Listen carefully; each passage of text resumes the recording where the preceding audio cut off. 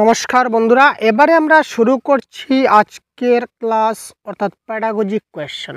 ঠিক আছে ভাই, তো প্যাডাগজি মানে প্যাডাগজি আমরা সবাই জানি যে সিটেট পরীক্ষায় আমাদের প্যাডাগজি থেকে 90 মার্কস আমাদের আসে, আপনারা জানেন। ঠিক আছে, প্রত্যেকটা সাবজেক্টে কিন্তু প্যাডাগজি আছে, প্রত্যেকটা সাবজেক্টে প্যাডাগজি থেকে মার্ক আসে 15 নম্বর করে। ঠিক আছে ভাই, যদি সোশ্যাল সায়েন্স হয়ে থাকে পেপার 2 তাহলে 20 নম্বরের প্যাডাগজি আসবে, আর না হলে ম্যাথ হলেও 15টা প্রশ্ন থাকবে, ইবিএস হলেও 15 থাকবে, ল্যাঙ্গুয়েজ 1 ল্যাঙ্গুয়েজ 2 যাই হবে এখানে 15টা কোয়েশ্চেন থাকবে। তো আজকের ক্লাসটা সম্পূর্ণ প্যাডাগজি বেসড কোয়েশ্চেন হতে চলেছে, অর্থাৎ এই ক্লাস থেকে আপনারা সিডিপিতেও প্রশ্ন পাবেন, ঠিক আছে, বাংলাতেও প্রশ্ন পাবেন, আপনারা ইংলিশেও প্রশ্ন পাবেন, তাছাড়া আপনার ইবিএস প্রশ্ন এখান থেকেই কমন থাকবে। অর্থাৎ এই রিলেটেড টপিকগুলো কিন্তু প্রত্যেকটা সাবজেক্টে এই ধরনের প্রশ্নগুলো কিন্তু পরীক্ষায় দেখতে পাই, বিশেষ করে বাংলায় তো পাই, এটা শুনুন কোথায় নেই। তো চলুন দেরি না করে আজকে আমি ক্লাসটা স্টার্ট করি। কোয়েশ্চেনগুলো সবগুলো আজকের বাইলিঙ্গুয়াল কোয়েশ্চেন থাকবে, তার কারণ হচ্ছে বাংলাগুলো তো আমরা বাংলায় বুঝে নেব, বাংলার জন্য। বাংলা ছাড়া যে বাকি সাবজেক্টগুলো রয়েছে, যেমন আমাদের সিডিপি রয়েছে, ইবিএস রয়েছে, ম্যাথস রয়েছে, সোশ্যাল সায়েন্স রয়েছে, যদি প্রশ্ন আসে এখানে তো বাংলা ভাষায় প্রশ্ন আসবে না, এটা ইংরেজি এবং হিন্দি ভাষায় প্রশ্ন আসবে। তো যার কারণে আমরা ইংরেজি এবং বাংলায় দুটো ল্যাঙ্গুয়েজে কম্বাইন করে আমরা ক্লাসটাকে আজকে সাজিয়েছি। তো চলুন প্রত্যেকটা প্রশ্নের উত্তর কী হয় আমরা এক্সপ্লেন করার চেষ্টা করি, এবং আপনারাও আমাদের সাথে সাথে সম্পূর্ণ ক্লাসটা দেখতে থাকুন। টোটাল 30টা প্রশ্ন হবে, অতি গুরুত্বপূর্ণ প্রশ্ন আমরা আজকের ক্লাসে ডিসকাস করব। তো চলুন প্রথম প্রশ্নের কারেক্ট আনসার কী হয় দেখে নেওয়া যাক। Which of the following is related to learning, অর্থাৎ শিখনের ক্ষেত্রে কোনটি সম্পর্কিত, নিচের কোনটি শিখনের সঙ্গে সম্পর্কিত বা জড়িত? গল্প বলা, আচরণের পরিবর্তন, বক্তৃতা, নাই সবগুলি? Story telling, change in behaviour, lecturing, নাকি অল অফ দিস? তো এই ক্ষেত্রে কারেক্ট আনসার কী হবে ভাই, আপনারা একটু কমেন্ট বক্সে জানান তো কারেক্ট আনসার কী হতে পারে। দেখুন আমরা জানি হোয়াট ইজ লার্নিং, আমরা প্রত্যেকদিন আমি একটা ক্লাসে আমি একটা কথা বলি, কারণ কথাটা আমার মনে থেকে গেছে, কথাটা আমার মনে দাগ কাটে। আমরা যখন ডিএলএড করেছিলাম, বিএড করেছিলাম, তখন আমার স্যার আমাকে বলেছিলেন, আমাকে নয় আর সমস্ত গোটা ক্লাসকে বলেছিলেন যে learning is nothing but modification of behaviour. স্যারের এই কথাটা এখন আমি ভুলতে পারিনি, ঠিক আছে। স্যারে সবসময় এই কথাটা বলতেন যে learning is nothing but modification of behaviour, যে শেখাটা আর কিচ্ছু নয়, শিখনটা হচ্ছে আচরণের পরিবর্তন ঘটানো। তো এখানে শিখনের সঙ্গে আমরা আচরণের পরিবর্তন যেখানে পেয়েছি এটা হবে কারেক্ট আনসার। গল্প বলা, বক্তৃতা এই সবগুলো এখানে হচ্ছে না, এখানে শিখনের মূল উদ্দেশ্য লার্নিং, অর্থাৎ শেখার পর আপনি কি করবেন, আপনি অনেক শিক্ষিত হলেন, অনেক কিছু শিখলেন, শেখার পর যদি আপনার আচরণের পরিবর্তন না হয় তাহলে এই শেখার কোনো মানে হলো না। ঠিক আছে, clear? All are the characteristics of learning accept, মানে এখানে নিচের যে চারটা আছে চারটার মাঝে তিনটা হবে লার্নিংয়ের ক্যারেক্টারিস্টিক্স, কিন্তু একটা নয়। অ্যাকসেপ্ট মানে ওটা ছাড়া। শেখার বৈশিষ্ট্যগুলি, শেখার সবগুলি বৈশিষ্ট্য হলো, তো নিচের এখানে একটা ছাড়া হবে, ঠিক আছে। নিচের সবগুলি বৈশিষ্ট্য হলো ব্যতীত, এখানে একটা শব্দ আমাদের ছুটে গেছে, হবে ব্যতীত। ক্লিয়ার? তো শেখার সবগুলি বৈশিষ্ট্য হলো ব্যতীত, মানে একটা ছাড়া, এখানে একটা অপশন কিন্তু লার্নিংয়ের ক্যারেক্টারিস্টিক্স নয়। তো সেটা কোনটা আমাদেরকে আবার খুঁজে বের করতে হবে। Learning is a progress of the organism. Learning is a process related to educating environment. Learning is the result of practice. Learning reinforces further. এখানে কারেক্ট আনসার হবে learning is a process related to educating environment, মানে শিক্ষাগত পরিবেশ যদি না থাকে তাহলে কি আমরা শিক্ষা গ্রহণ করতে পারি না? কেন পারি না ভাই? শিক্ষাগত পরিবেশ যদি না থাকে তাও কিন্তু আমরা শিখতে পারি। লার্নিং, শেখার কোনো শেষ নেই, মার খাওয়ার কোনো বয়স নেই, কথাটা আপনারা জানেন। তো যদি শিক্ষাগত পরিবেশ না থাকে, শিক্ষামূলক পরিবেশ না থাকে, তারপরেও কিন্তু শেখা যায়। যেমন আমরা যে এমন একটা কি বলবো, একটা বাজে পরিস্থিতিতে গেলাম, একটা খারাপ জায়গাতে গেলাম যেখানে অনেক গালাগাল হয়, আমি যদি চাই তো সেখান থেকে গালাগালা শিখতে পারি তো। যেখানে একটা পরিবেশ আছে যেখানে অনেক গালাগাল দেওয়া হয়, তো আমি সেখানে গেলে তো গালাগালও শিখতে পারি, তো এটাও তো আমার শেখার মধ্যে পড়ছে। তো এই শেখাটাকে জন্য এডুকেটিং এনভায়রনমেন্টের প্রয়োজন রয়েছে গালি শেখার জন্য? মোটেই না। তার মানে অপশন নাম্বার বি আমাদের লার্নিংয়ের ক্যারেক্টারিস্টিক্স নয়। ক্লিয়ার ভাই? ক্লিয়ার।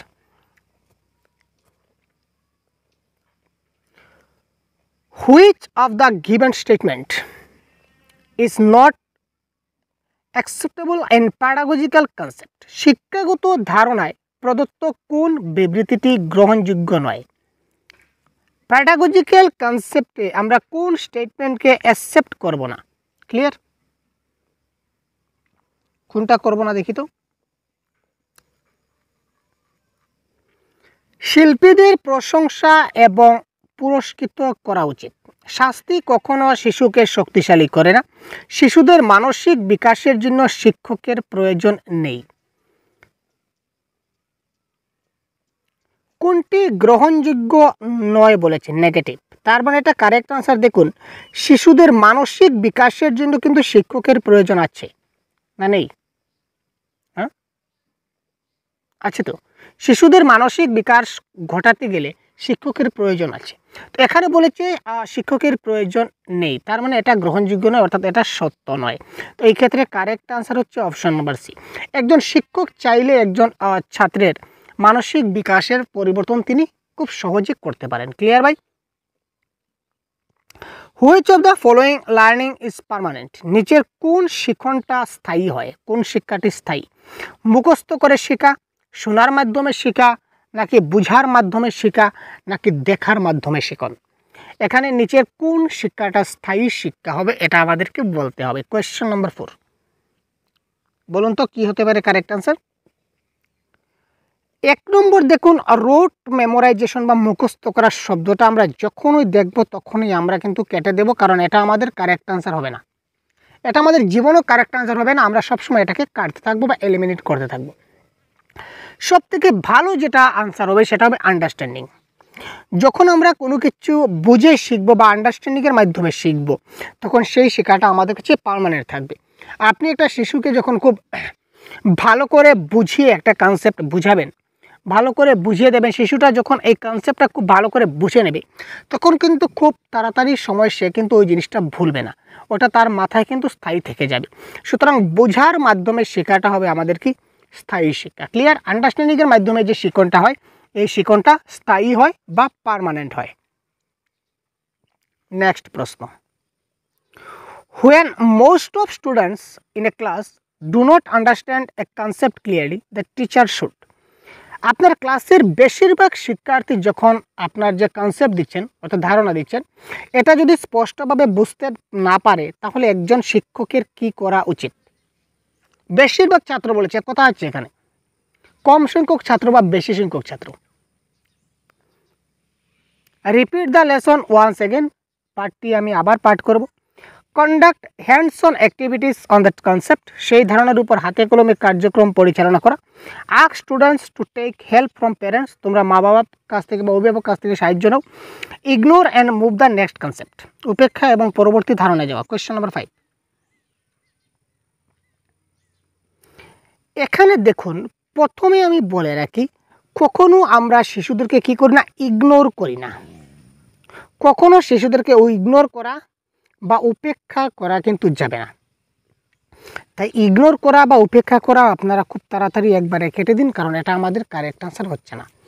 তারপর এজ এ শিক্ষক আমি ক্লাসে পড়াচ্ছি, আমি ক্লাসে বুঝাবার চেষ্টা করছি, এখানে মা বাবা কোথা থেকে আসলো?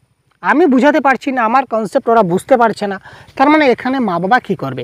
সুতরাং অভিভাবক কিংবা প্যারেন্টস, এখানে আমরা কী করলাম, অপশনটাকে এলিমিনেট করে দিলাম, এটা কাটে দিলাম। ঠিক আছে? এবার হলো দুটো option, repeat the lesson once again, আবার যদি পাঠটা পড়ে আবার তারা নাও বুঝতে পারে। ক্লিয়ার? কিন্তু একটা পজিটিভ ওয়ার্ড রয়েছে, যেটা হচ্ছে কি ভাই, হ্যান্ডস অন। শিশুরা যখন নিজে থেকে হাতে করে যখন কিছু একটা শিখবে, হাতে কলমে অর্থাৎ নিজে থেকে শিশুটা করে যখন কোনো কিছু শিখবে, তখন সে জিনিসটা খুব ভালো করে বুঝতে পারবে, তার মাথায় থাকবে এবং সে ধারণাটা ভালো করে বুঝতে পারবে। যার জন্য এই প্রশ্নের কারেক্ট আনসার হবে conduct hands on activities on that concept, সেই ধারণার উপর হাতে কলমে কার্যক্রম পরিচালনা করা। ক্লাসটা একটু দীর্ঘ হবে মনে হচ্ছে, কারণ আপনারা খুব সাথে থাকুন, একদম আস্তে আস্তে আমরা 30টা প্রশ্ন সলভ করব। কিছু করার নেই, কারণ একটু বুঝতে হবে, তাই তো। শুধুমাত্র এই প্রশ্নের এই উত্তর, এই প্রশ্নের এই উত্তর বললে তো আমি 5 মিনিটে 30টা প্রশ্ন সলভ করবো, তাতে আপনাদের কী ফায়দা? While teaching, if you realize that what you have taught is not correct, you should পড়ানোর সময় আপনি যদি বুঝতে পারেন যে আপনি যা শিখিয়েছেন সেটা সঠিক নয়, তাহলে এজ এ শিক্ষক আপনি কি করবেন? আপনি একটা কনসেপ্ট পড়ালেন বা আপনি কোনো কিছু একটা বুঝালেন শিক্ষার্থীদের বা শিখিয়ে দিলেন, শেখানোর পর আপনি বুঝলেন যে না, আমি যেটা পড়াচ্ছি সেটা তো সত্য নয়, আমি তো ভুল পড়িয়ে দিচ্ছি। ক্লিয়ার? অনেক সময় হয় আমরা অনেক সময় না বুঝেও কিন্তু ভুল বলে দিই, ঠিক আছে? কিন্তু এই ক্ষেত্রে একজন শিক্ষকের কি করা উচিত? Leave the topic unfinished and shift to another. এই টপিকটা ছেড়ে চলে যাব। আচ্ছা, আমি একটা জিনিস আপনাদের ভুল পড়ালাম, ক্লিয়ার? ধরে নিন আমি আপনাদের একটা জিনিস কিছু ভুল ইনফরমেশন দিলাম, তারপর আমি আমার যখন ভুল ইনফরমেশন দিলাম তখন আমার মনে হলো না যে এটা ভুল। পরবর্তী সময়ে আমার রিয়েলাইজ হলো, আরে আমি তো বহুত বড় ভুল করে ফেলেছি। কারণ মানুষ মাত্রই তো ভুল হয় ভাই, আমারও ভুল হতে পারে, আমি বলছি না, তো মানুষ মাত্রই তো ভুল হয়। তো আমি একটা ভুল করে ফেলেছি, বহুত বড় ভুল করে ফেলেছি, আপনাদেরকে একটা প্রশ্নের উত্তর ভুল বলে দিয়েছি। তো যদি আমার রিয়েলাইজ হয়, তারপর আমার কি করা উচিত? আমি এটা নিয়ে আর কোনো মাথা ব্যথা নাই আমার। যদি মাথা ব্যথা না থাকে তাহলে তো প্রশ্ন ভুল বলেছি। আপনারা যারা জানেন যে এই প্রশ্নের এই উত্তরটা হবে না অন্যটা হবে, তখন আপনারা কমেন্টে আমাকে জানাবেন যে স্যার আপনি কেন ভুল পড়াচ্ছেন, নাম্বার 1। তারপর আমি যদি পরবর্তী ক্লাসে কিংবা যদি সম্ভব হয় ওই ক্লাসেই, না হলে পরবর্তী ক্লাসে আমি এবার এই প্রশ্নটাকে আমি আবার আপনাদেরকে সংশোধনমূলক হিসাবে আমি আপনাদের বলে দেব। এটা আমার কর্তব্য। কারণ কি? কারণ আমি চাই না যে আপনারা কিছু ভুল শিক্ষা গ্রহণ করুন। আমার মনে হলো যে আমি তো বহুত বড় ভুল করে ফেলেছি, তার পরবর্তী সময় আমাকে কি করতে হবে? ওটাকে আপনাদের বলতে হবে যে আমি গত ক্লাসে যেটা বলেছিলাম এটা একটু মানে আমার দুর্ভাগ্যবশত আমার একটু ভুল হয়ে গিয়েছিল, আপনারা কিছু মনে করবেন না। তো পরবর্তী এই প্রশ্নের সঠিক উত্তর হচ্ছে এইটা। আমি এইভাবে বলা আমার উচিত এজ এ শিক্ষক। তো এই বিষয়টা যদি অসম্পূর্ণ রেখে অন্য বিষয়ে স্থানান্তর করে যায়, তাহলে তো আপনারা ভুলটা ভুলই রেখে গেলেন। শিক্ষার্থীর মনোযোগ অন্যদিকে সরিয়ে নেওয়া, এটাও আমাদের উপযুক্ত আনসার নয়।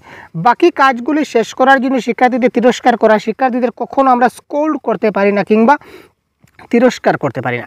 তো কারেক্ট আনসার হচ্ছে এটি শিক্ষার্থীদের বলতে হবে যে এটা একটা ভুল ছিল এবং এটি সংশোধন করুন। ঠিক আছে, যে এটা আমি বলেছিলাম এটা একটু ভুল হয়ে গেছিলো, তো তোমরা এটা সংশোধন করে নাও। ক্লিয়ার? তো কারেক্ট আনসার অপশন নম্বর 6 বি হবে কারেক্ট আনসার। তো এই ধরনের প্রশ্ন কিন্তু আমাদের পরীক্ষায় আসতে চলেছে, আপনারা দেখবেন। একটি ক্লাসে একজন ছাত্র শিক্ষককে একটি প্রশ্ন জিজ্ঞাসা করে এবং উত্তরটি শিক্ষক জানেন না। একজন শিক্ষক হিসাবে আপনার কি করা উচিত? এই প্রশ্নটা কিন্তু প্রিভিয়াস ইয়ার কোয়েশ্চনে 2 বার এসেছিল, আমি পেয়েছি। In a class, a student asks the teacher a question and the answer is not known to the teacher. As a teacher, you should. হঠাৎ আমাকে এজ এ টিচার হিসাবে আমাকে যদি আপনারা একটা প্রশ্ন করেন, হয়তো আমি আগে বলেছি যে সব কিছু বিষয়ে পারদর্শিত কোনো মানুষের সম্ভব নয়।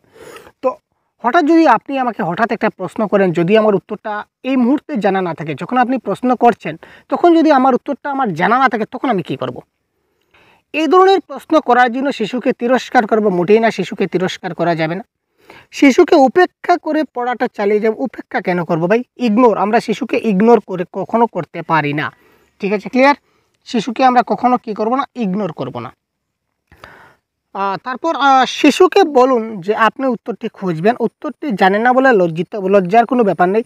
কারণ আমরা জানি না বলেই সব মানুষ সব কিছু জানে, এটা কি ব্যাপার আছে? সেটা কোনো কথা আছে নাকি? নাও তো জানতে পারি। ঠিক আছে, ক্লিয়ার না? তো শিশুকে বলতে হবে যে এই প্রশ্নের উত্তরটা আপনি খুঁজবেন এবং পরবর্তী সময় আপনি তাকে বলবেন যে ঠিক আছে, তোমার প্রশ্নটা রাখলাম, এই প্রশ্নটা আমি তোমাকে পরে বলে দেবো, আমি খুঁজছি আনসারটা কী হবে, আমি ভেবে দেখছি, তারপর আমি তোমাকে বলছি। ক্লিয়ার? তো কারেক্ট আনসার হবে tell the child that you look for the answer. Clear? এটা হবে এক্ষেত্রে correct answer. Which of the following principle is not involved in lesson plan? আমরা যখন পাঠ পরিকল্পনা করি কিংবা লেসন প্ল্যান করি, আপনারা যারা আমার ক্লাস দেখছেন নিশ্চয় সবে ডিএলএড করেছেন কিংবা বিএড করেছেন। কারণ ডিএলএড কিংবা বিএড ছাড়া আপনারা তো সিটেটে বসতে পারবেন না বা টেট এক্সামে বসতে পারবেন না। ক্লিয়ার? টেট এক্সামে বসতে গেলে আপনাদের ডিএলএড কিংবা বিএড লাগবে। তো এই ডিএলএড এবং বিএডে কিন্তু আমাদের লেসন প্ল্যান শেখানো হয়। তো এই লেসন প্ল্যানের মধ্যে কোন নীতিটা জড়িত নয়? অর্থাৎ এখানে 3টা আছে যেটা আমাদের লেসন প্ল্যানে আছে, কিন্তু একটা আছে যেটা লেসন প্ল্যানে নেই। তো লেসন প্ল্যানে এখানে নাই কোনটা? কারেক্ট আনসার কী হবে? আপনারা আমার আগে বলার চেষ্টা করুন। তো ভাই আপনারা আমার আগে খুব তাড়াতাড়ি বলার চেষ্টা করুন। শিক্ষার্থীদের জ্ঞান লেসন প্ল্যানে কিন্তু নলেজ অফ দ্য পিপল, এই ছাত্রছাত্রীর জ্ঞানগুলো কিন্তু যাচাই করা হয়। একটা অবজেক্টিভ থাকে, ক্লিয়ার অবজেক্টিভস থাকে, উদ্দেশ্য থাকে ক্লিয়ার, যে আমার এই যে লেসন প্ল্যান, এই লেসন প্ল্যানের মূল উদ্দেশ্য কী, ঠিক আছে, অবজেক্টিভস থাকতে হবে। এবং নলেজ অফ টিচিং, শিক্ষাদানের জ্ঞান থাকতে হবে। যদি আমি শিক্ষা দান করার মতো জ্ঞান যদি আমার না থাকে, অর্থাৎ শিশুদের কী করে শেখাতে হয় এই জ্ঞানটা যদি আমার মধ্যে না থাকে, তাহলে আমি কী করে লেসন প্ল্যান তৈরি করব আর শিক্ষা দান করব। আর লেসন প্ল্যান মানেই হচ্ছে শিক্ষাদানের কী করে শিক্ষাদান করব, অর্থাৎ কী করে আমি ক্লাসে গিয়ে টিচিং দেব, এটার একটা সংক্ষিপ্ত বিবরণ আমি লিখিত আকারে লিখে নিলাম, that is called lesson plan.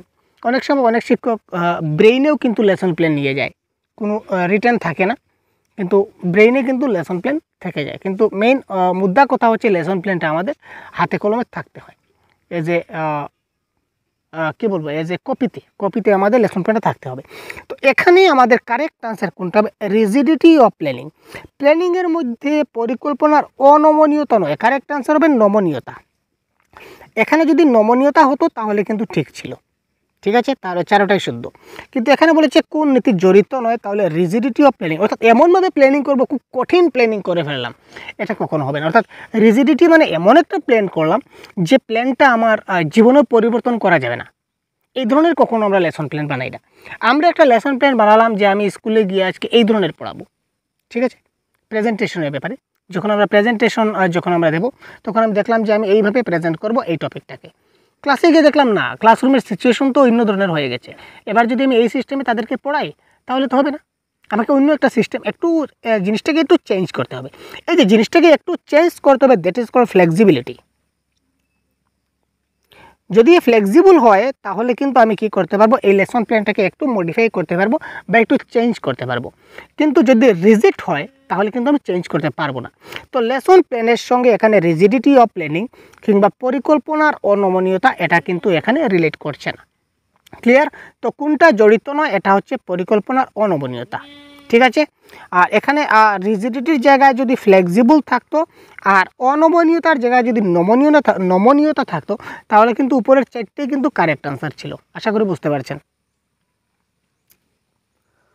Which of the following statements about the role of teacher is correct? শিক্ষকের ভূমিকা সম্পর্কে নিচের কোন উক্তিটি সঠিক?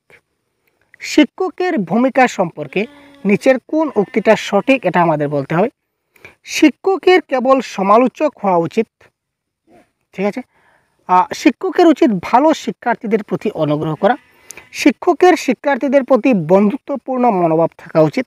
শিক্ষকের শিক্ষার্থীদের থেকে দূরত্ব বজায় রাখা উচিত। একদম ভেরি ইজি, একদম জলভাত প্রশ্ন ভাই, একদম জলভাত প্রশ্ন। কী হবে কারেক্ট আনসার? এখানে দেখুন, কেবল একটা শব্দ বা অনলি শব্দ, এই কেবল এবং অনলি এগুলো হচ্ছে নেগেটিভ ওয়ার্ড।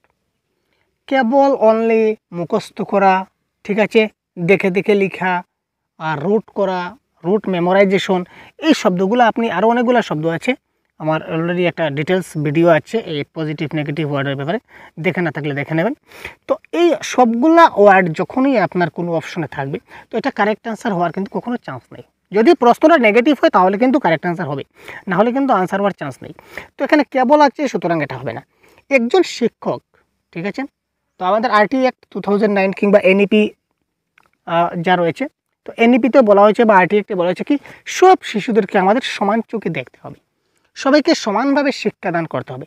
ভালো ছাত্রদেরকে আমি ভালোভাবে পড়াবো, আর যারা খারাপ ছাত্র তাদেরকে পড়াবো না, তাহলে খারাপ ছাত্রগুলো শিখবে কি? খারাপ বলতে সেই খারাপ না, মানে পড়াটা তার পড়াশোনায় মনোযোগ দিতে পারছে না, যার কারণে সে খারাপ, সে পড়াশোনা পারছে না, তাই তো জেনারেলি আমরা বলি মানে বাজে ছাত্র, খারাপ ছাত্র, কিন্তু আসলে ছাত্রটা খারাপ হয় না, ছাত্রটা আমার কথাগুলো বুঝতে পারছে না ভালো করে, যার জন্য সে শিখতে পারছে না। ক্লিয়ার? তো আমাকে উচিত যে আমি সবাইকে সমান শিক্ষা দেওয়া। তো ভালো শিক্ষার্থীদের প্রতি অনুগ্রহ করা, teacher should favour good student, এটা কখনো কথা না, অল স্টুডেন্টকে আমাদের ফেভার করতে হবে।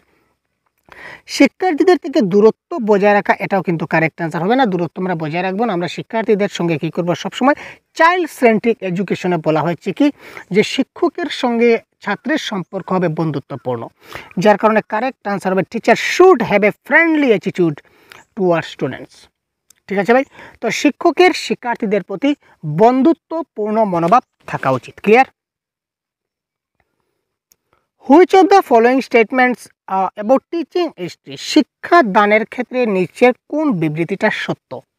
আমরা যে শিক্ষাদান করছি, তো শিক্ষাদানের ক্ষেত্রে নিচের কোন বিবৃতিটা সত্য এটা আমাদের বলতে হবে।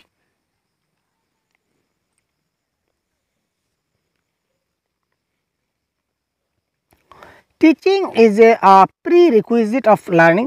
শিক্ষাদান হলো শেখার পূর্বসূত্র, মোটেই না। শিক্ষাদান শেখার সুবিধা প্রদান করে। ইয়েস, টিচিং ফ্যাসিলিটেটস লার্নিং, এটা কারেক্ট আনসার হবে। তারপর দেখি, সীমাবদ্ধ রাখতে পারে না। ভালো শিক্ষা খারাপ শিক্ষার ক্ষেত্রে কোনো কথা নয়, অপরিহার্য কোনো কথা। শিক্ষাদান শিক্ষাদান, ঠিক আছে ভাই? তো কারেক্ট আনসার এখানে হবে শিক্ষাদান শেখার সুবিধা প্রদান করে। ঠিক আছে, আমরা অর্থাৎ শিক্ষাদান শিকার সুবিধা প্রদান করে। তার মানে কি, যে আমি যত বেশি আপনাদের জন্য ভিডিও বানাবো, একটা জিনিস মাথায় রাখবেন, আমি তো ভিডিও বানিয়ে আপনাদেরকে পড়াচ্ছি বা শেখাচ্ছি, কিংবা আমার স্কুল আছে, আমি ক্লাসরুমে গিয়ে শিশুদেরকে শেখাই, যাই হোক, তো আমি যত বেশি শিক্ষা দান করব তত কিন্তু আমি ভালো করে শিখতে পারবো। একটা জিনিস যদি আমি একটা টপিক ধরে নিন, এই টিচিং লার্নিং প্রসেসটা আমি ইউটিউবে বা আমাদের অ্যাপে যত বেশি আমি এই টপিক নিয়ে ক্লাস করব, যত বেশি আমি এই টপিক নিয়ে ডিসকাস করব আপনাদের সঙ্গে, তত কিন্তু এই টপিক নিয়ে আমি কিন্তু একটা ভালো আইডিয়া করে নিতে পারবো। আপনি যে টপিক নিয়ে শিক্ষাদান করবেন ক্লাসে, আলটিমেটলি এই টপিকটা আপনি শিখে যাবেন। ক্লিয়ার না? শিশুরাও শিখবে, সঙ্গে সঙ্গে আপনারও কিন্তু শেখা হয়ে গেল। ঠিক আছে, তো শিক্ষাদান কি করে? আমাদের শেখার সুবিধা প্রদান করে। শিক্ষা যদি আমরা দান করি, তাহলে আমরা নিজেও কিন্তু অনেকগুলা জিনিস আমরা শিখতে পারি। ক্লিয়ার? তো এখানে শিক্ষাদান সম্পর্কে নিচের কোন মন্তব্যটা সত্য? তো শিক্ষাদান শেখার সুবিধা প্রদান করে, এটা সত্য। কেন সত্য আমি আপনাদের পুরো ডিটেলস এক্সপ্লেন করে দিলাম। ঠিক আছে, তো আপকামিং সিটেটকে মাথায় রেখে তো আমাদের সহজগুরু তরফ থেকে আমাদের বিভিন্ন ধরনের কোর্স লঞ্চ হয়েছে। তো আপনারা সুবিধা মতো আমাদের কোর্সে জয়েন হতে পারেন। আমাদের কাছে কোর্স রয়েছে বাংলা ভাষার, সম্পূর্ণ বাংলা ভাষার কমপ্লিট কোর্স আপনারা পাবেন। আরও প্রশ্নগুলো করছি, তার আগে আপনাদের জানিয়ে দিই। তো দেখুন, বাংলা ভাষার সম্পূর্ণ কোর্স এখানে আপনারা পাবেন। বাংলা ভাষার যতগুলো টপিক আছে সবগুলো টপিক কভার হবে। প্যাডাগজি, গ্রামার, হ্যাঁ, তারপর আমাদের কি রয়েছে, প্যাসেজ রয়েছে, কবিতা রয়েছে, এই সবগুলো এখানে কভার হবে। পেপার 1, পেপার 2, ল্যাঙ্গুয়েজ 1, ল্যাঙ্গুয়েজ 2 সবার জন্য থাকবে। সবার কথা মাথায় রেখে আমরা এখানে কোর্স ডিজাইন করেছি। এই কোর্সে তাছাড়া লাইভ ক্লাস, মক টেস্ট, তারপর পিডিএফ নোটস, 50টা প্র্যাকটিস সেট অলরেডি আপলোড হয়ে গেছে। আপনারা আজকে জয়েন হলে আজকেও নিতে পারবেন। তাছাড়া কেউ যদি চান যে শুধুমাত্র মক টেস্ট দিতে চান, তাহলে আপনারা শুধুমাত্র 50টা মক টেস্ট অলরেডি আপলোড হয়ে গেছে, আপনারা দিতে পারেন। ঠিক আছে, তো শুধুমাত্র বাংলা ভাষার জন্য যদি কেউ জয়েন হতে চান, তাহলে আমাদের এই প্রতিজ্ঞা ব্যাচে জয়েন হতে পারেন। ঠিক আছে, ভাই। তাছাড়া পেপার 1 এবং পেপার 2 এর জন্য আমাদের আরও কোর্স আছে। পেপার 1 এর অল সাবজেক্টে যদি আপনারা জয়েন করতে চান তবুও পারবেন।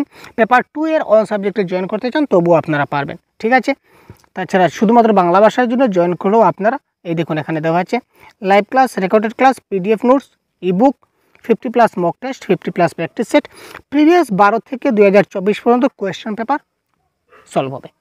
ঠিক আছে, সলভ হবে, এবং পিডিএফটাও আমরা অ্যাপে অলরেডি আপলোড করে দিয়েছি, দেখতে পাবেন।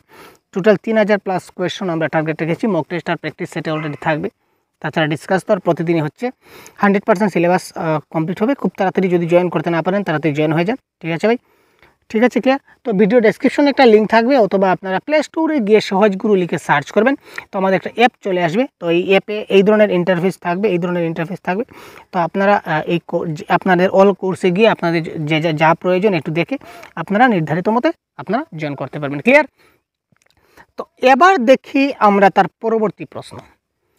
Which of the following statement is not true about teaching? আরে, আগে দেখেছিলাম টিচিংয়ের ক্ষেত্রে কোনটা সত্য, এবার দেখছি টিচিংয়ের ক্ষেত্রে কোনটা সত্য নয়। বিরাট খেলা ভাই, এবার এই খেলাটা দেখি।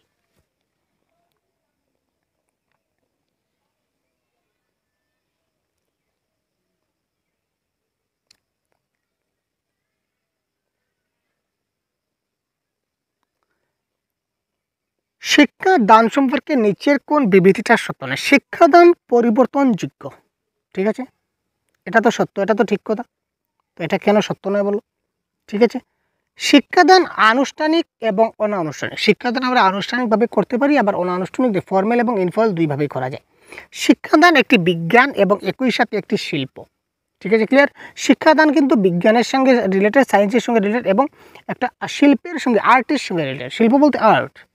ঠিক আছে, যেমন কেউ কেউ দেখবেন খুব ভালো গান গেতে পারে, ঠিক আছে, ভালো গানের একদম আর্টিস্ট রয়েছে, এটাও কিন্তু শিক্ষাদানের ফলে হয়েছে।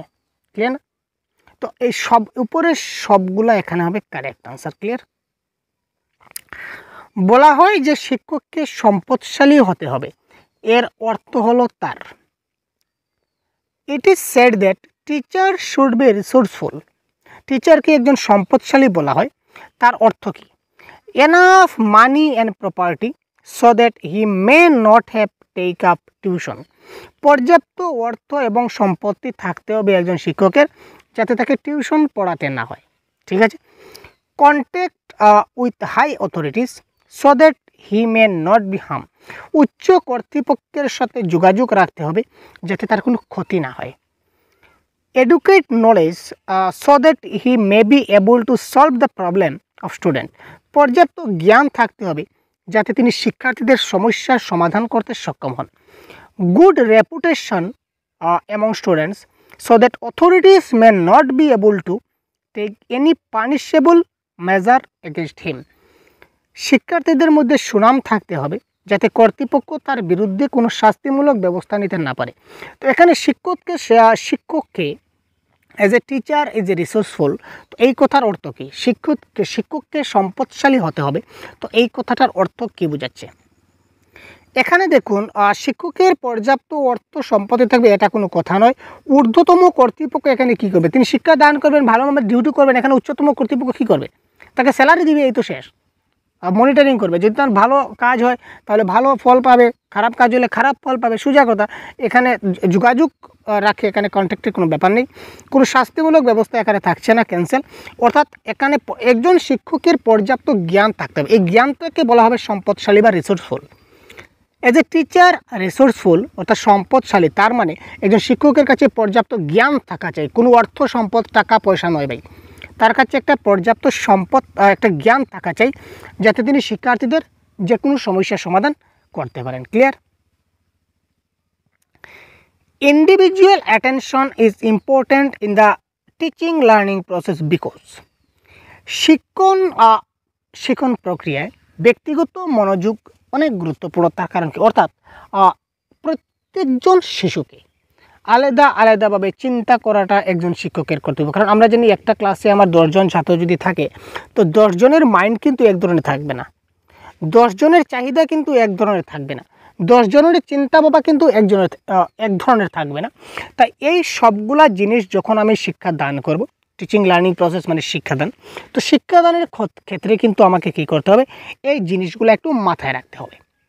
এটা কারণ কি? শিশুরা বিভিন্ন হারে বিকাশ লাভ করে এবং ভিন্নভাবে শিখে।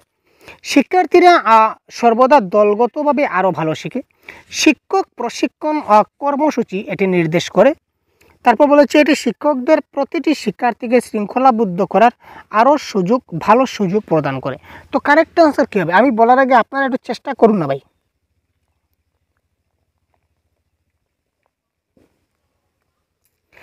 যেহেতু ইন্ডিভিজুয়াল ডিফারেন্স, একজন শিশু আরেকজনের থেকে আলাদা, তাই প্রত্যেকটা ব্যক্তি কিন্তু দলগতভাবে একইভাবে ভালো শিখে এটা আমরা বলতে পারি না।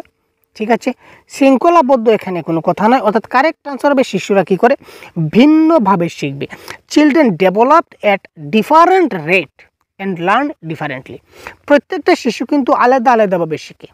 ঠিক আছে না? ক্লিয়ার? একজন দেখবেন খুব ভালো শিখে গেছে, আরেকজন একটু কম শিখে গেছে, আরেকজন মোটামুটি একটা শিখেছে। কিন্তু আমি ক্লাস, যেমন আজকের ক্লাস, একটা জিনিস এক্সাম্পল দিই, আজকের ক্লাস আমি করাচ্ছি, আপনারা অনেকজনে দেখছেন, জানি না কতজনে দেখছেন, অনেকজনে দেখছেন। তো এই অনেকজনের মধ্যে আপনারা 1% কিছু আপনারা থাকবেন যে আপনারা প্রত্যেকটা প্রশ্ন খুব ভালোভাবে বুঝতে পারবেন। আবার কেউ থাকবে কিছু বুঝতে পারছি না, আবার কেউ আছে যে মোটামুটি একটা বুঝতে পারছে, কোনো প্রশ্নের সমস্যা হচ্ছে, এই ধরনের থাকতে পারে। তো এই যে ইন্ডিভিজুয়াল ডিফারেন্স, কারণ আপনাদের মধ্যে ভিন্নতা রয়েছে, যার কারণে আপনাদের এই ধরনের হচ্ছে। তো যা প্রত্যেকটা শিশু কী করে ভিন্নভাবে শিখে, এক ধরনের কিন্তু সব শিশু শিখতে পারে না। যার জন্য একজন শিক্ষক যখন শিক্ষা দান করবেন তখন ইন্ডিভিজুয়াল ডিফারেন্সটা মাথায় রাখবেন। যার কারণে আমি মধ্যে মধ্যে কিছু গান গাই, কিছু শায়েরি বলি, কিছু ডায়ালগ বলি, যাতে করে ক্লাসটা কী হয়, ইন্ডিভিজুয়াল ডিফারেন্সের কথা মাথায় রাখা হয়।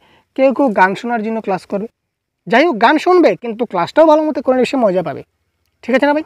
তো যাই হোক পরবর্তী প্রশ্ন দেখি। Teachers are advise to involve their learners in group activities because besides facilitating learning they also help in. শিক্ষকদের তাদের দলগত কার্যকলাপে জড়িত করার পরামর্শ দেওয়া হয়, কারণ শেখার সুবিধা প্রদানের পাশাপাশি তারা উদ্বেগ হয়, সামাজিকীকরণ হয়, মূল্যবোধের দ্বন্দ্ব তাদের মধ্যে হয়, না আগ্রাসন হয়, অ্যাগ্রেশন যাকে বলা হয়। শিক্ষকরা কি করে শিক্ষার্থীদের দলগত কার্যে মানে শিক্ষাদান করার জন্য একজন শিক্ষক চেষ্টা করেন। মুদ্রা কথা, কোয়েশ্চনের মুদ্রা কথা আমি উঠিয়ে দিচ্ছি যে একজন শিক্ষক কী করেন, ছাত্রদের দলগতভাবে ভাগ করে দেন। যেমন ছাত্র যদি আপনার ক্লাসে যদি 15 জন ছাত্র থাকে, আপনি 3টা দলে ভাগ করে দিলেন, এখানে 5 জন, এখানে 5 জন, যে এখানে 5 জন। তোমরা দলগতভাবে জিনিসটাকে আপনি একটা সমস্যা দিয়ে দিলেন যে দলগতভাবে তোমরা কী করো, এই 5 জন মিলে এই জিনিসটাকে সলভ করে আমার কাছে নিয়ে আসো। এই 5 জন, তোমরা 5 জন মিলে এই প্রবলেমটা সলভ করো, আর এই 5 জন মিলে তোমরা এই প্রবলেমটা সলভ করো, এনি ওয়ান প্রবলেম। তার ফলে কি হবে, শিশুদের মধ্যে অ্যাংজাইটি বাড়বে, না উদ্বেগ হবে। এখানে কারেক্ট আনসার কী হবে, সামাজিকীকরণ হবে, সোশ্যালাইজেশন হবে। অর্থাৎ একজন ব্যক্তির সঙ্গে আরেকজন, আর একজন ছাত্রের সঙ্গে আরেকজন ছাত্রের যে আচার ব্যবহার, কথাবার্তার ধরন, এগুলো তারা শিখতে পারবে। দ্যাট ইজ কল্ড সামাজিকীকরণ। ক্লিয়ার না? তো সামাজিকীকরণ থেকেও কিন্তু আমাদের প্রশ্ন আসে এক্সট্রাভাবে, তো আমরা কিন্তু ক্লাস কন্ডাক্ট করে দিয়েছি, দেখে না থাকলে দেখে নেবেন। A teacher uses audio visual aids and physical activities in her teaching because they. একজন শিক্ষক তার শিক্ষাদানে অডিও ভিজুয়াল উপকরণ এবং শারীরিক কার্যকলাপ ব্যবহার করেন, কারণ এগুলি শিক্ষককে স্বস্তি দেয়, কার্যকর মূল্যায়ন সহজতর করে, শিক্ষার্থীর মনোনিবেশ করায়, শেখার উন্নতির জন্য সর্বাধিক সংখ্যক ইন্দ্রিয় ব্যবহার করে। তো কোয়েশ্চেন নাম্বার 15 কারেক্ট আনসার আমাদের কি হবে?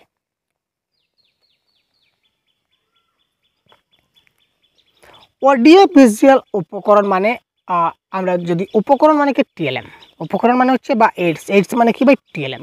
তো অডিও ভিজুয়াল মানে যেটা শোনাও যায় এবং দেখাও যায়, as for example TV, computer, ঠিক আছে, টিভি কম্পিউটার আমরা বলতে পারি, এগুলো দেখাও যায় এবং শোনাও যায়। তো এই উপকরণগুলো যদি আমরা শিক্ষাদানকালে যদি কম্পিউটারে প্রজেক্টরের মাধ্যমে তাদেরকে যদি শেখাই, বা কম্পিউটার ল্যাপটপের সাহায্যে যদি আমি তাদেরকে শিখাই, বা টিভির মাধ্যমে যদি আমি তাকে শিখাই, এবং তার সঙ্গে যদি কিছুটা শারীরিক কার্যকলাপ ব্যবহার করি, তাহলে এই শিক্ষাদানে কি হবে, শেখার উন্নতির জন্য সর্বাধিক সংখ্যক ইন্দ্রিয় ব্যবহার হবে। কারেক্ট আনসার হচ্ছে নাম্বার অফ সেন্স ব্যবহার, কারণ এখানে তার চোখ, শিশুরা খুব ভালো করে দেখবে, কারণ তার চোখের কী হবে, তার চোখ এখানে কাজে লাগবে। টিভিতে কি বলছে বা কম্পিউটারে কি বলছে তার সাউন্ডটা তার কানে আসবে, কান একটা ইন্দ্রিয়। তার সঙ্গে সঙ্গে তার যে ফিজিক্যাল অ্যাক্টিভিটি যেগুলো দেব, শারীরিক কার্যকলাপ বলেছে কি ফিজিক্যাল অ্যাক্টিভিটি দিতে হবে, তা যে কোনো অ্যাক্টিভিটি যখন দিয়ে একটা তখন তার শরীরের বিভিন্ন অঙ্গ প্রত্যঙ্গ নড়াচড়া করবে। ক্লিয়ার? তো যার কারণে শেখার উন্নতির জন্য সর্বাধিক সংখ্যক ইন্দ্রিয় ব্যবহার করবে, এটা আমরা বলতে পারি কারেক্ট আনসার। ঠিক আছে, there are a few children in your class who make error. আপনার কাছে কিছু বাচ্চা আছে যারা কি করে ভুল করে। Which of this is most likely to B your analysis of the situation. পরিস্থিতি বিশ্লেষণে তোমার কোন ভুলের সম্ভাবনা সবচেয়ে বেশি, অর্থাৎ ছাত্ররা কেন ভুল করে। কিছু কিছু বাচ্চা আছে আপনার ক্লাসে তারা কী করে ভুল করে, তো ছাত্ররা কেন ভুল করে। বাচ্চাদের বুদ্ধিমত্তা কম, the children have poor intelligence. ছাত্রদের কি বুদ্ধিমত্তা কম রয়েছে যার কারণে তারা ভুল করছে। The children have not yet gained conceptual clarity and there is need for you to reflect on your pedagogy. বাচ্চারা কোনো ধারণাগত স্পষ্টতা অর্জন করতে পারেনি এবং তোমার শিক্ষাদান পদ্ধতি নিয়ে তোমার চিন্তা ভাবনা করা প্রয়োজন। অর্থাৎ আমি যে পদ্ধতিতে শিক্ষাদান করছি এই পদ্ধতিতে শিক্ষাদান করার কারণে কিন্তু আমার বাচ্চারা বুঝতে পারছে না। তো যদি আমি শিক্ষাদান পদ্ধতিটা পরিবর্তন করি তাহলে নিশ্চয়ই বুঝতে পারবে। তো এইটা একটা কারণ হতে পারে। বাচ্চারা পড়াশোনায় আগ্রহ নয় সেটা বলতে পারি না। তোমাদের বাচ্চাদের তোমার ক্লাসে পদোন্নতি দেওয়া উচিত ছিল না। আরে আমি শিক্ষকদের পদ্ধতির যেমন প্রমোটেড, যেমন ক্লাস 2 এর বাচ্চাকে 3-তে দেবো, 3 এর বাচ্চাকে 4-এ দেবো, তাদেরকে পদোন্নতি করা আমার উচিত ছিল না, সেটা কি ধরনের কথা? সেটা কোনো কথা নয়। তো কারেক্ট আনসার হচ্ছে বাচ্চারা এখনও আপনি যেটা বোঝাচ্ছেন এই ধারণাটা তারা বুঝতে পারেনি, কনসেপ্টটা তারা এখনও বুঝতে পারেনি। তো আপনি যে পদ্ধতিতে শিক্ষা দান করছেন, যে মেথড অ্যাপ্লাই করছেন, আপনি মেথডটা এবার চেঞ্জ করুন, তখন বাচ্চারা বুঝতে পারবে। Clear? Which of the following is a factor that affects learning positively? নিচের কোনটি শেখার উপর ইতিবাচক প্রভাব ফেলে? শিখনের উপর নিচের কোনটি ইতিবাচক অর্থাৎ পজিটিভ ফ্যাক্টর এখানে পড়বে? ব্যর্থতার ভয়, সহপাঠীদের সঙ্গে প্রতিযোগিতা, অর্থপূর্ণ মেলামেশা, নাকি পিতামাতার চাপ? লার্নিংয়ের ক্ষেত্রে পজিটিভিটি দেখাবে, এখানে আমাদের দেখাতে হবে।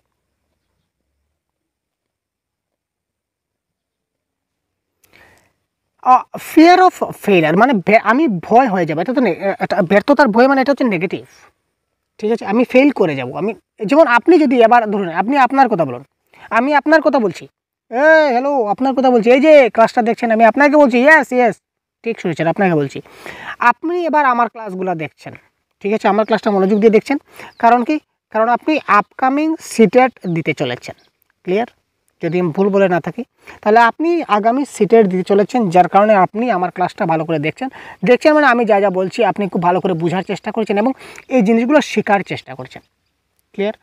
এবার আপনার মধ্যে যদি থাকে যে না আমি তো পরীক্ষা পাস করতে পারবো না, আমার দ্বারা হবে না, তাহলে এটা পজিটিভ না নেগেটিভ? এটা নেগেটিভ। আপনাকে বলতে হবে ইয়েস আই ক্যান ডু, আমাকে পারতে হবে। এই পরীক্ষাটা কোয়ালিফাই করার জন্য এবং হাইয়েস্ট স্কোর মার্ক গেইন করতে গেলে আমাকে যা যা করণীয় আমার তার করতে হবে, সেই দমটা আমার মধ্যে রাখতে হবে। That is call positivity. আপনি আগেই ভয় পেয়ে গেলেন এইসব আমার দ্বারা হবে না, তাহলে কিন্তু আপনার আর কোনো কাজ নেই ভাই। তো ব্যর্থতার ভয় এখানে ইতিবাচক নয়, এটা হচ্ছে নেতিবাচক। সহপাঠীদের সঙ্গে প্রতিযোগিতা, কম্পিটিশন। আরে কম্পিটিশন কেন করবো? আমি আমার পড়বো, আমার বন্ধু সে তার পড়বে, তার সঙ্গে কম্পিটিশন করে আমার কী ফায়দা? তার সঙ্গে কম্পিটিশন করলাম, তো সে জিতে গেল, আমি হেরে গেলাম, তো কেন আমি হারবো? আমিও জিতবো, সেও জিতবে। ক্লিয়ার? এটাও কিন্তু নেগেটিভ। পিতামাতার চাপ। আরে ভাই, নিজের মাথায় তেল নাই, আরেকজনের মাথায় তেল দিতে যাচ্ছেন। আপনার নিজের কোনো চিন্তা ভাবনা নেই যে আপনি কি করে পরীক্ষা পাস করবেন as a seated qualified candidate. অনেক সিটেড কোয়ালিফাইড ক্যান্ডিডেট রয়েছে, আপনারা দেখুন, যারা এখন সিটেড কোয়ালিফাই করেও কিন্তু চাকরি পাচ্ছে না। তার কারণ কি? কথা প্রসঙ্গে, কোয়েশ্চন প্রসঙ্গে কথাগুলো বলতে হয়, খুব দুঃখ লাগে নিজেরও, কারণ তারাও কিন্তু অনেক কষ্ট করেছে। বাই দ্য ওয়ে, অনেক ক্যান্ডিডেট আছে যারা সিটেড কোয়ালিফাই করেও কিন্তু তারা এখনও চাকরি পায়নি। কারণ সিটেড কোয়ালিফাই করেছে, তাদের মার্ক কত 90, 91, 95, 94 এই ধরনের মার্ক রয়েছে। তো এই ধরনের যারা মার্কে কোয়ালিফাই করেছে তারা কিন্তু এখনও চাকরি পায়নি। কারণ কাট অফ হাই। ঠিক আছে, পোস্ট বেরিয়েছে 5550, অ্যাপ্লাই করেছে 2 লাখ 2.5 লাখ। ঠিক আছে, তো কী করে থাকবে? কাট অফ তো হাই থাকবেই। তো আপনিও যদি এই পিতামাতার চাপে না পড়ে নিজের চিন্তায় যদি আপনি পড়তে থাকুন, স্টাডি করতে থাকুন, আলটিমেটলি আপনার পজিটিভ রেসপন্স আপনার আসবে। তো এখানে ব্যর্থতার ভয়, সহপাঠীদের সঙ্গে প্রতিযোগিতা আর পিতামাতার চাপ, এই 3টে অপশন কারেক্ট আনসার হচ্ছে না। তো কারেক্ট আনসার হচ্ছে অর্থপূর্ণ মেলামেশা বা মিনিংফুল অ্যাসোসিয়েশন। ঠিক আছে, সবার সাথে মেলামেশা করে আপনি ভালো করে জিনিসটা যেটা জানেন না সেটা আপনি আপনার যে সহপাঠী রয়েছে, ঠিক আছে, বা আপনি যে কোনো কারোর কাছ থেকে আপনি কী করতে পারেন, একটা মিনিংফুল সাজেশন নিতে পারেন যে আমি এবার কী করবো। ক্লিয়ার? সে যদি ভালো রেসপন্স করে তো আপনি অবশ্যই তার কথা মতো চলতে পারেন। ক্লিয়ার? তো এটা হচ্ছে পজিটিভ। বাকি 3টা এখানে নেগেটিভ আমরা দেখতে পেলাম। N effective teacher is one who can. একজন কার্যকর শিক্ষক হলেন তিনি, ঠিক আছে, যিনি কী করতে পারেন, কন্ট্রোল দ্য ক্লাস নিয়ন্ত্রণ করতে পারেন, কম সময়ে আরও অনেক বেশি তথ্য দিতে পারেন, মোটিভেট স্টুডেন্ট টু লার্ন, শিক্ষার্থীদের শিখতে উৎসাহিত করতে পারেন, correct the assignment carefully, assignment সাবধানে সংশোধন করতে পারেন।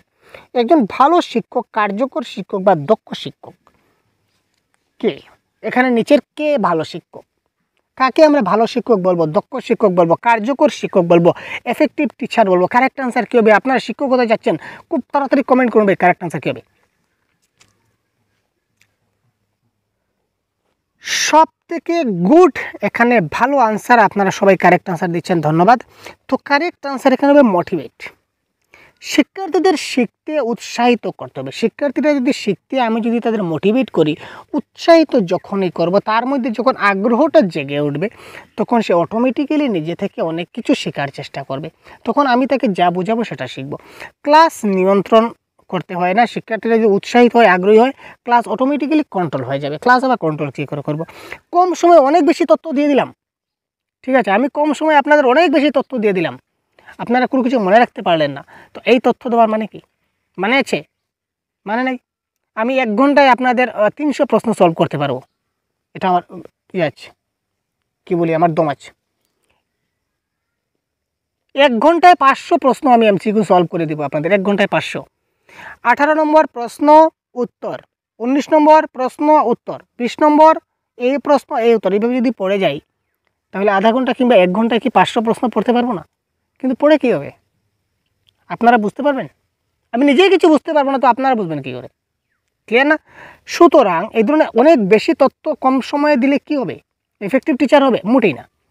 যা দিবেন কম দিন, কিন্তু ছাত্ররা যাতে ভালো করে ভালো করে বুঝিয়ে দিন, তার মাথায় ঢুকিয়ে দিন। ক্লিয়ার?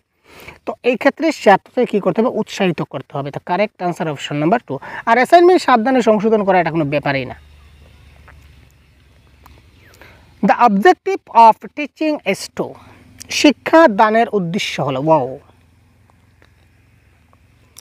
ভালো নাগরিক তৈরি করা, create good citizens, create persons who are useful for the society, সমাজের জন্য উপযোগী ব্যক্তি তৈরি করা, ক্রিয়েট সোশিয়ালিস্টিক পারসন, সমাজতান্ত্রিক ব্যক্তি তৈরি করা, অল অফ দ্য অ্যাবভ, উপরের সবগুলি। ঠিক আছে? তো কারেক্ট অ্যান্সার কী হবে? তো এখানে হবে, দেখুন, শিক্ষাদান আমরা কেন করি? কারণ যাতে সে ভালো নাগরিক হতে পারে, সে যেন সমাজের জন্য কোনো কিছু কাজ করতে পারে। তো সমাজের জন্য কাজ করবে, তার মানে সে সমাজতান্ত্রিক ব্যক্তি তো হবেই। সুতরাং উপরের সবগুলি এই ক্ষেত্রে correct answer. Which of the following factor supports learning in a classroom, নিচের কোন বিষয়টি শ্রেণীকক্ষে শেখার ক্ষেত্রে সহায়তা করে? ঠিক আছে, শিক্ষণের ক্ষেত্রে নিচের কোন বিষয়টি ক্লাসরুমে আমাদের কি করে সহায়তা করে? একটু ভাবুন এবং কারেক্ট আনসার একটু বলুন তো।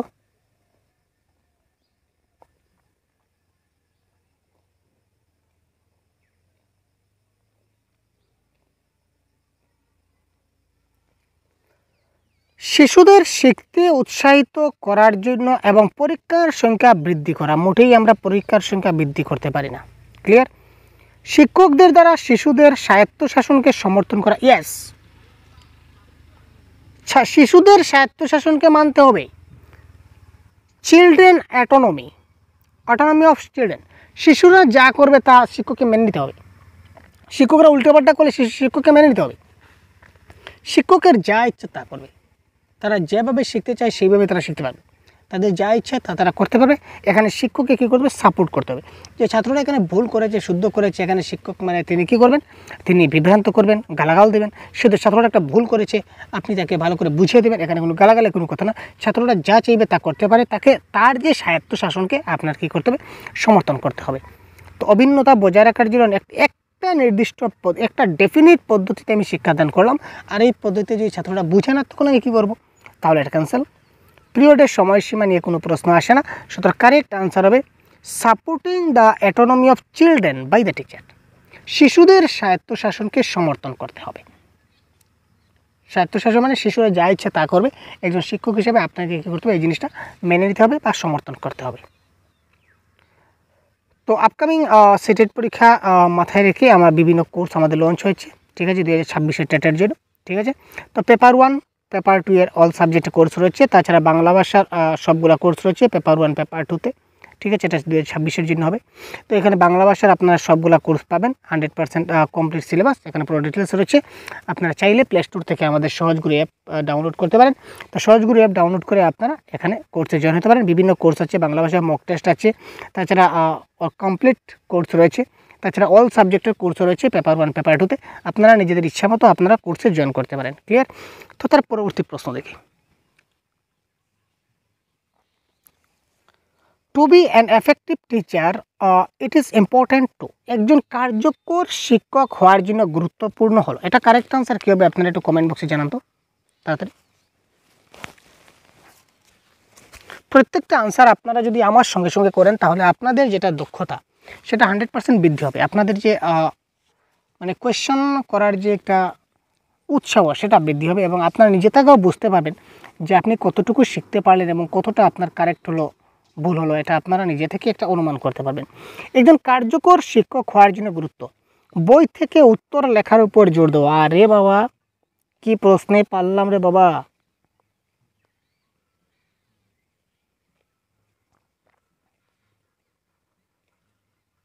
বই থেকে উত্তর লিখবো? আরে পাগল নাকি? দলগত কার্যকলাপের পরিবর্তে ব্যক্তিগত শিক্ষার উপর মনোযোগ, না পরিবর্তে বলা যাবে না, দলগত শিক্ষাদান করব, তারপরও যদি না হয় তাহলে ব্যক্তিগত দেখব। প্রথমে দলগত দেখে নেব, দলগতভাবে যদি তারা শিখতে না পারে তাহলে কোন বাচ্চাটা পারছে না তাকে ইন্ডিভিজুয়ালি পরে আমি একবার ভালো করে রিমিডিয়াল তাকে আমি বুঝিয়ে দেবো।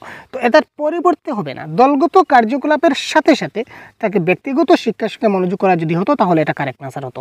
তো পরিবর্তে বলেছে এটা ক্যান্সেল। শিক্ষার্থীদের প্রশ্নের কারণে সৃষ্ট বিঘ্ন এড়ানো, অর্থাৎ শিক্ষার্থীরা যে প্রশ্ন করে এখানে আপনি তাদের প্রশ্ন করতে বারণ করবেন যে তোমরা প্রশ্ন করো না। আরে ভাই জানার ইচ্ছা জিজ্ঞাসা, সে আপনার বিষয়ে জানবে তাই তো জিজ্ঞাসা করছে, ঠিক আছে।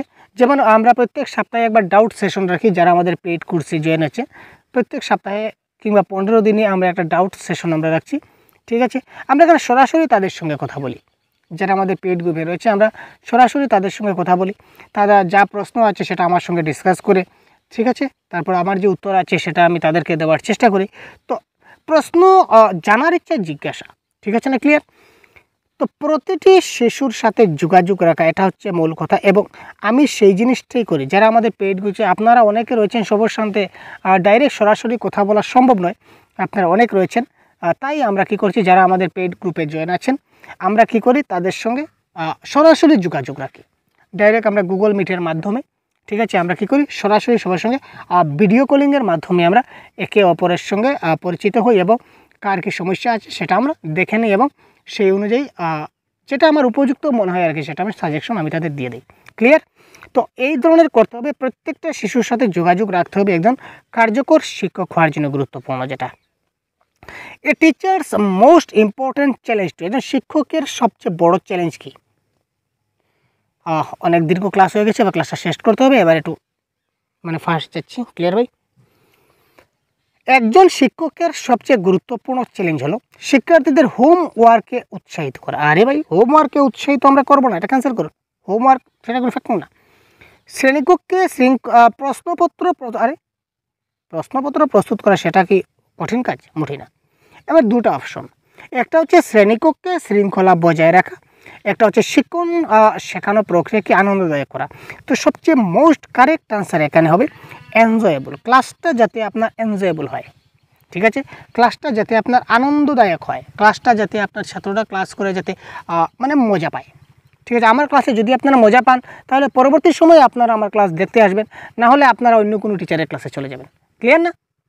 তো সবসময় আমরা এজ এ শিক্ষক আমরা জানি না আপনাদের কতটুকু মজা দিতে পারি, ঠিক বলতে পারছি না। তো যাই হোক, তো ক্লাসটা যখনই আনন্দ সহকারে যখন আমরা কোনো কিছু শিখব, আনন্দ পাওয়া শুধুমাত্র যে ইয়ার কি হাসি ঠাট্টা করলাম আনন্দ ফুর্তি হয়ে গেলো সেটা কোনো কথা না। শিক্ষার ছলে, শেখানোর ছলে, অর্থাৎ আনন্দ সহকারে যদি আপনারা কোনো কিছু শিখতে পারেন তাহলে এই শেখাটা কিন্তু আপনাদের চিরস্থায়ী থেকে যাবে। আলটিমেটলি চিরস্থায়ী নাই থাকুক, পরীক্ষার আগ পর্যন্ত তো থাকবে, এটা তো বিশ্বাস, ঠিক আছে না? তো কারেক্ট আনসার হবে শিক্ষণ প্রক্রিয়াকে আনন্দদায়ক করা, এটা হবে এই ক্ষেত্রে আমাদের কি correct answer. The most appropriate purpose of learning is personal adjustment, social and political awareness, modification of behavior, preparing oneself for improvement। দেখুন শেখার সবচেয়ে উপযুক্ত উদ্দেশ্য, এটা কারেক্ট অ্যান্সার বলতে হবে। শিক্ষণের প্রয়োজন উপযুক্ত উদ্দেশ্য কি আমার কি বলতে হবে? আপনারা বলুন তো কী হবে, তাড়াতাড়ি বলুন, ফার্স্ট সময় নেই, তাড়াতাড়ি যাবো, খুব তাড়াতাড়ি কারেক্ট অ্যান্সার বলুন।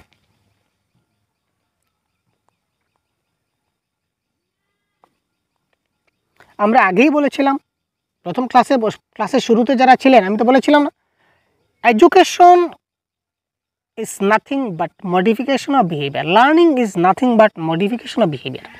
তো যখনই আমরা কোনো কিছু শিখব, শেখার পর যদি আমাদের আচরণের পরিবর্তন না হয় তাহলে সেই শিক্ষণকে আমরা শিক্ষণ হিসেবে বলতে পারি না, ঠিক আছে। আজকে আমি বিএ পাস, মাস্টার ডিগ্রি করে নিলাম, বয়োজ্যেষ্ঠ সামনের দিকে গেলাম, তাকে যদি আমি চড় মেরে দিই, তার সঙ্গে যদি আমি কটু ভাষায় কথা বলি, তাহলে কি আমার সে আচরণ হলো? আমার কি শিক্ষার কোনো মানে হলো? তো এই শিক্ষা বা শিখন যখনই হবে তখনই আচরণে একটা পরিবর্তন চলে আসবে। যদি আচরণের পরিবর্তন আপনার মধ্যে আসে তো আপনি বুঝতে পারবেন যে আপনার শেখাটা হয়েছে। আর যদি আচরণের পরিবর্তন না হয় তাহলে আপনি কিছু শিক্ষিত। Clear? When learning is one area helps in the learning of another area is called. যখন এক ক্ষেত্রের শিক্ষা অন্য ক্ষেত্রের শিক্ষায় সহায়তা করে তখন তাকে কি বলা হয়? Transfer of learning. তো positive transfer of learning, negative transfer of learning, zero transfer of learning আর অ্যাবসোলিউট ট্রান্সফার। প্রথমেই বলে রাখি যে অ্যাবসোলিউট ট্রান্সফার অফ লার্নিং বলে কোনো কিছু হয় না, তাই অপশন নাম্বার ডিটা ক্যান্সেল। এবার পজিটিভ ফ্যাক্টর অফ লার্নিংটা কি আমরা একটু জিনিসটাকে একটু বোঝার চেষ্টা করি, 2 মিনিটে বুঝে নেব, তাহলে আমাদের অনেক কাজে লাগবে। Positive factor of learning, negative factor of learning আর জিরো ফ্যাক্টর অফ লার্নিং। এবার আমি আগে কোনো কিছু একটা শিখেছি, এই শেখাটা এখন আমার কাজে লাগছে, ঠিক আছে, এখন আমার ভালো কাজে লাগছে, সুতরাং সেটা হচ্ছে পজিটিভ ফ্যাক্টর। যেমন আমরা ছোটোবেলায় নামতা শিখেছিলাম, ক্লিয়ার? আমরা ছোটোবেলায় নামতা শিখেছিলাম, তো এই নামতা শেখার কারণে এখন আমরা যে পূরণ অঙ্কগুলা করি, গুণের অঙ্কগুলা করি, ভাগের অঙ্কগুলা করি, এই ভাগের অঙ্কগুলা যখন করি বা গুণের অঙ্কগুলা যখন করি তখন এই যে ওই যে আগে যে আমরা পুরো নামতাগুলো শিখেছিলাম এইগুলা কিন্তু আমাদের অনেক সাহায্য করে, করে কি না করে না? নিশ্চয়ই করে। তার মানে এটা হচ্ছে পজিটিভ ট্রান্সফার অফ লার্নিং, এটা হচ্ছে কি পজিটিভ ট্রান্সফার অফ লার্নিং, ঠিক আছে। আর আগে যে শিখেছিলাম এটা এখনের কোনো শিখনে যদি ব্যাঘাত ঘটায়, ব্যাঘাত ঘটায় মানে কোনো সমস্যা সৃষ্টি করে, আগে যে শিখেছিলাম এই শিখনটা যদি বর্তমান যা শিখছি এটা যদি কোনো সমস্যা সৃষ্টি করে, বাধা সৃষ্টি করে, তাহলে কী হবে? এটা হবে negative transfer of learning, clear? আর আগে যে শিখেছি এবং এখন যা শিখছি তার মধ্যে কোনো মানে কোনো ভালো কাজ হচ্ছে না, খারাপ হচ্ছে না, আমার কোনো ভালো প্রভাব পড়ছে না, খারাপ। যেমন আগে নামতা শিখেছিলাম, এখন আমি প্যাডাগজি শিখছি, তো নামতার সঙ্গে প্যাডাগজির কি রিলেটেড? সম্পর্ক আছে? সম্পর্ক নাই।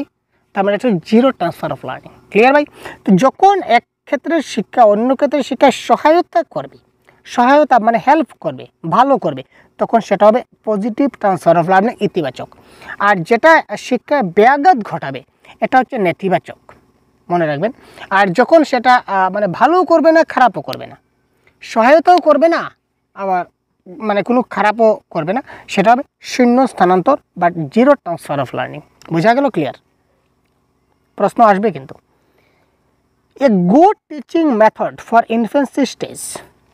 তো শৈশবকালীন পর্যায়ের জন্য একটা ভালো শিক্ষণ পদ্ধতি হলো question number 25, Montessori method, playway method, kindergarten method না অল অফ দিস? এই ক্ষেত্রে কারেক্ট আনসার হবে শৈশবকালীন পর্যায়ে আমরা মন্টেসরি পদ্ধতিও অ্যাপ্লাই করি, প্লেওয়ে মেথড বা খেলার ধরন কিংবা কিন্ডারগার্টেন পদ্ধতি, এই সবগুলো কিন্তু আমরা অ্যাপ্লাই করে থাকি। এই ক্ষেত্রে একটা কথা বলে রাখি, মন্টেসরি মেথডটা যে দিয়েছিলেন তার নাম ছিল মারিয়া মন্টেসরি। প্রশ্ন আসতে পারে যে মন্টেসরি পদ্ধতিটা কে দিয়েছিলেন? তো কারেক্ট আনসার হবে মারিয়া মন্টেসরি। প্লেওয়ে মেথড, তো প্লেওয়ে মেথডের এখানে আমি এটা একটু মানে এলাবোরেট করছি, একটু দেখবেন, প্রশ্ন এই ধরনের আসবে। যদি বলে প্লেওয়ে মেথডটা কে অরিজিনেট করেছিলেন, অরিজিনেট কে করেছিলেন, এটা কিন্তু একটা খেলা আছে, এখানে দেখবেন প্লেওয়ে মেথডটা কে অরিজিনেট করেছিলেন, এটা হবে Henry Caldwell cook. Henry Caldwell cook তিনি কি করেছিলেন? প্লেওয়ে মেথডটাকে অরিজিনেট করেছিলেন। আর যদি বলে যে এই প্লেওয়ে মেথডটাকে পপুলারাইজড কে করেছিলেন, পপুলারাইজড, তার নাম হচ্ছে ফ্রেডরিক ফ্রবেল। তার নাম হচ্ছে কি? ফ্রেডরিক ফ্রবেল। একটা হচ্ছে পপুলারাইজ, এই প্লেওয়ে মেথডটাকে পপুলারাইজ করেছিলেন ফ্রেডরিক ফ্রবেল, আর এই প্লেওয়ে মেথডটাকে অরিজিনেট করেছিলেন হেনরি কি? Henry Caldwell Cook, clear? আর কিন্ডারগার্টেন মেথডটা কে দিয়েছিলেন? এটা দিয়েছিলেন ফ্রবেল। কিন্ডারগার্টেন পদ্ধতিটা কে দিয়েছিলেন? ফ্রবেল দিয়েছিলেন। এটা একটু আপনারা স্ক্রিনশট করে রেখে দেবেন, কাজে লাগবে। তোমার ক্লাসে বিভিন্ন ধরনের শেখার ধরন আছে, এমন শিক্ষার্থী আছে, তাদের মূল্যায়ন করার জন্য তুমি তাদের কি করবে?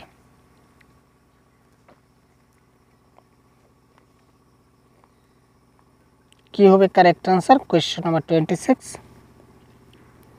বিভিন্ন ধরনের শেখার ধরন, ঠিক আছে। ছাত্ররা বিভিন্ন ধরনের আমি শেখাচ্ছি, তো তাদেরকে বিভিন্ন ধরনের শেখাচ্ছি, বিভিন্ন জিনিস শেখাচ্ছি, ঠিক আছে না।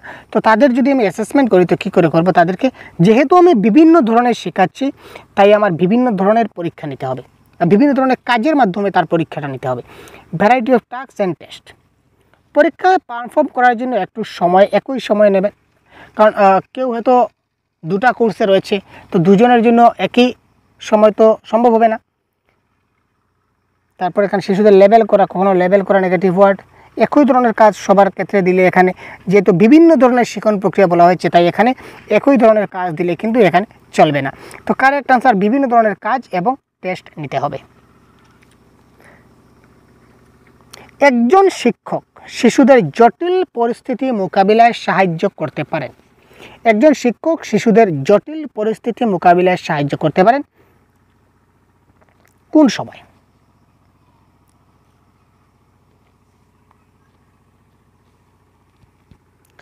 প্রতিযোগিতাকে উৎসাহিত করা, যে শিশুটি প্রথমে কাজটি সম্পন্ন করবে তাকে উচ্চ পুরস্কার প্রদান। আরে ভাই, উচ্চ পুরস্কার প্রদান করবো আমি, টাকা কোথায় পাবো? কে দেবে আমাকে উচ্চ পুরস্কারের টাকা?